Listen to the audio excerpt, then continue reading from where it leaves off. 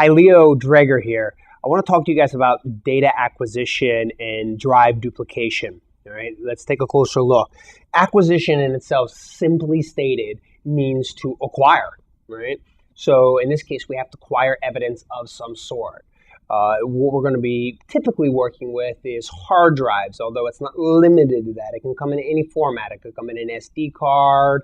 It could come in physical media. It could come in, something we have to connect to, like logically through a cable of some sort. But nonetheless, we are going to acquire that data. So the basic types here that we're typically going to connect to is either USB or through a serial cable, like an RS-232 or 45 cable, where literally you just plug in the drive and then run your software and then copy it over.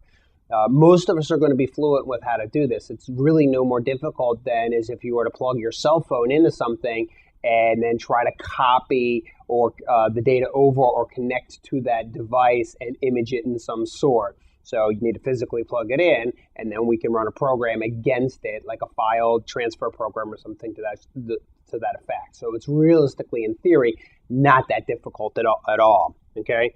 Some of the major tools that we're going to use and talk about, you have some of the more popular ones. Of course, EnCase is a proprietary tool, and I always recommend that you have experience with that. But if you don't have experience with EnCase, then what you need to focus on is just some of the more open source, more popular tools. Okay, so the first one is DriveSpy. This is an easy program for you to use, and you can go through it, and it's relatively self-explanatory. So we'll look at that. Also within FTK, there's an imager component where you can connect to it and import your evidence. So through the FTK Forensics Toolkit open source modules, you should absolutely, without a doubt. I always recommend experience with FTK because it's about as close to EnCases that you're going to get without realistically using EnCase. And people come up to me all the time and they say, I can't afford a copy of EnCase. I just want to play around at home. I want to get an idea of what the tool does. Forensics Toolkit is that answer. With what you could learn in Forensics Toolkit, you could almost translate that or superimpose that into an EnCase conversation. So without further ado, FTK is the way to learn. And then, of course, the DD command. This is a Linux command, and if you haven't figured it out yet, you're going to need to know some Linux. A lot of people try to avoid Linux as much as they can, but realistically, Linux is your friend. There's tons of different flavors.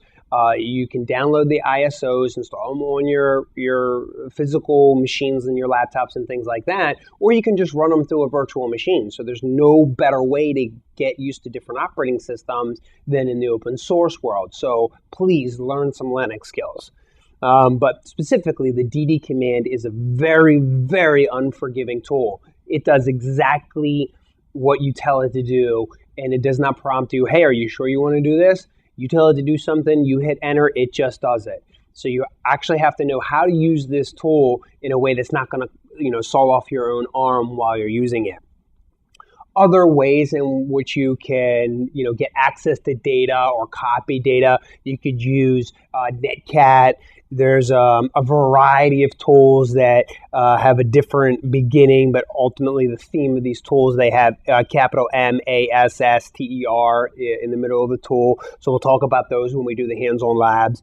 There's specific tools like GPStamp or Write Protect or Logic Cube Adapter and things like this. So literally no shortage of tools in this section. Very, very thin on theory because all we're doing is copying files at the end of the day or duplicating files.